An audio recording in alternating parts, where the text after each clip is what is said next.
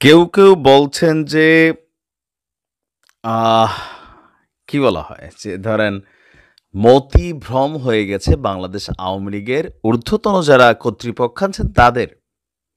খুবই তাড়াহুড়ামূলক একটা ডিসিশন সবাই ভাবছে। ইভেন আমিও ব্যক্তিগতভাবে মনে করি যে এই ডিসিশনটা এই মুহূর্তে আওয়ামী লীগের আরেকটা ভুল ডিসিশন হতে যাচ্ছে। কেন? গেল কয়েকদিন আগে বাংলাদেশ আওয়ামী লীগ একটা হরতাল ঘোষণা করছিল। খেয়াল আছে তো আপনাদের? তো যখন আপনি একটা ডাক দিচ্ছেন যেকোনো একটা প্রোগ্রামের, আর ওই প্রোগ্রামটা যদি সফল না হয় তাহলে কি হয়?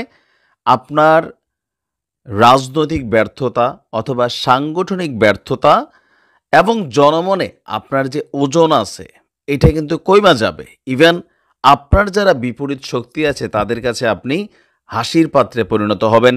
আর বিপরীত শক্তি সর্বোচ্চ শক্তিটাই প্রয়োগ করবে যেন আপনি এই কাজটা করতে না পারেন। ৬ মাসের মাথায় এসে আওয়ামী লীগ নতুন একটা কর্মসূচি ঘোষণা করতে যাচ্ছে ১লা ফেব্রুয়ারি থেকে। মাসব্যাপী একটা কর্মসূচি। আর এই কর্মসূচির মধ্যে একাধিক কর্মকাণ্ড তারা পালিত করবে। তবে আমার মনে হয় এখানে কোনোটাই আসলে আপনার সফল হবে না।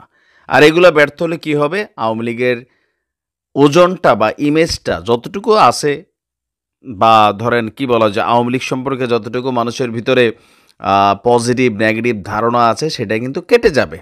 এটা একটা পাগলামি সিদ্ধান্ত হয়েছে। অন্তর্বর্তী সরকারের পদত্যাগের দাবিতে ফেব্রুয়ারি মাসে একগুচ্ছ কর্মসূচি ঘোষণা করেছে আওয়ামী লীগ। আর আওয়ামী লীগের পেজ থেকে আপনার এই কর্মসূচি ঘোষণা করা হয়েছে। তো কী আছে এই কর্মসূচিতে? অন্তর্বর্তী সরকারের পদত্যাগের দাবিতে এবং হরতাল অবরোধ কর্মসূচি বাস্তবায়নে ১লা ফেব্রুয়ারি থেকেই মাঠে নামবে আওয়ামী লীগ। এই বিষয়টা অনেকটা হাস্যকর অবস্থানে চলে যাচ্ছে আমার দৃষ্টিতে। কারণ আমার মনে হয় না যে ফেব্রুয়ারির ১ তারিখে মাঠে আওয়ামী লীগের নেতাকর্মীরা দিনের বেলায় অন্তত তারা মাঠে নামবে। রাতে হয়তো ২-১টা জায়গায় বিচ্ছিন্ন ঘটনা ঘটলেও ঘটতে পারে। আর ১লা ফেব্রুয়ারি শনিবার থেকে ৫ ফেব্রুয়ারি পর্যন্ত দাবির লিফলেট বা প্রচারপত্র বিলি করবে দলটি। আচ্ছা, ৬ ফেব্রুয়ারি বৃহস্পতিবার দেশে প্রতিবাদ মিছিল এবং সমাবেশ অনুষ্ঠিত হবে। কারা করবে প্রতিবাদ মিছিল এবং সমাবেশ? অন্তত এই বৈরী আবহাওয়া বা পরিস্থিতিতে জনতার ধাওয়া খাবে, হচ্ছে বিপরীত দলগুলোর ধাওয়া খাবে, পুলিশের পিটানি খাবে। এর বাহিরে এখানে কোনো কিছুই হবে না। আর হইলে হয়তো সেটা ব্যতিক্রম হয়ে যাবে। ১০ ফেব্রুয়ারি অনুষ্ঠিত হবে বিক্ষোভ মিছিল এবং সমাবেশ।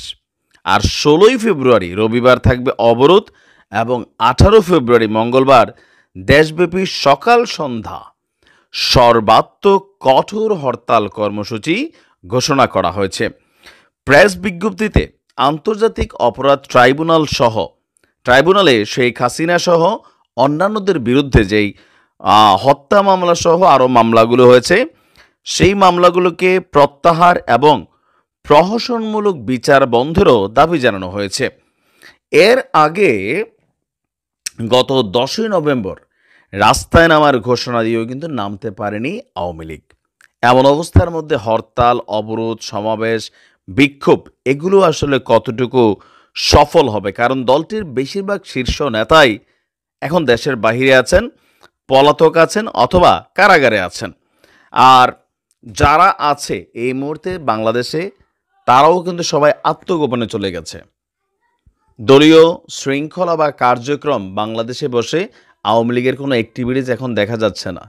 টেলিভিশনে বা গণমাধ্যমে সাক্ষাৎকার দেওয়ার জন্য দেখা যাচ্ছে না। আর আওয়ামী লীগের যারা পলাতক এমপি মন্ত্রীরা আছেন তারাও তাদের অবস্থান প্রকাশ না করে গোপনে তারা বিভিন্ন জায়গায় কথা বলছেন, তাদের অবস্থান প্রকাশিত হচ্ছে না। তো আমার কাছে মনে হয় আর কি যে এই ডাকটাতে ফেব্রুয়ারি মাসের ১ তারিখ থেকে যে ডাক দিছে, যদি নামতে পারে আওয়ামী লীগ তাহলে আবার নতুন ইতিহাসও তৈরির সুযোগ আছে। কিন্তু আমার মনে হচ্ছে সার্কামস্টেন্সেস যা আছে এখানে কোনো কিছুই করতে পারবে না। কারণ এটা যখন প্রকাশ্যে ঘোষণা দিছে, স্বাভাবিকভাবে আওয়ামী বিরোধী যারা শক্তিরা আছেন এমনি বিভাজিত হয়ে গেছে ক্ষমতা নিয়ে। কিন্তু এই ইস্যুতে সবাই একজোট হয়ে যাবে, এটা মনে রাখেন। এটা হয়তো বিপরীত শক্তিদের জন্য ভালো হয়েছে। কেন? বিএনপি, জামাত, বৈষম্য বিরোধী বাকি যতগুলা টিম আছে ভাইঙ্গা গেছে, তারা আলাদা আলাদা এক ধরনের লড়াইয়ে ব্যস্ত আছে। তো আওয়ামী লীগের এই কর্মসূচিটা ওই শক্তিগুলোকে একত্রিত করার জন্য বড় ধরনের একটা ভূমিকা রাখবে। দেখা যাক কতটুকু কি হয়, মাঠে সময় বলে দেবে। ভালো থাকো।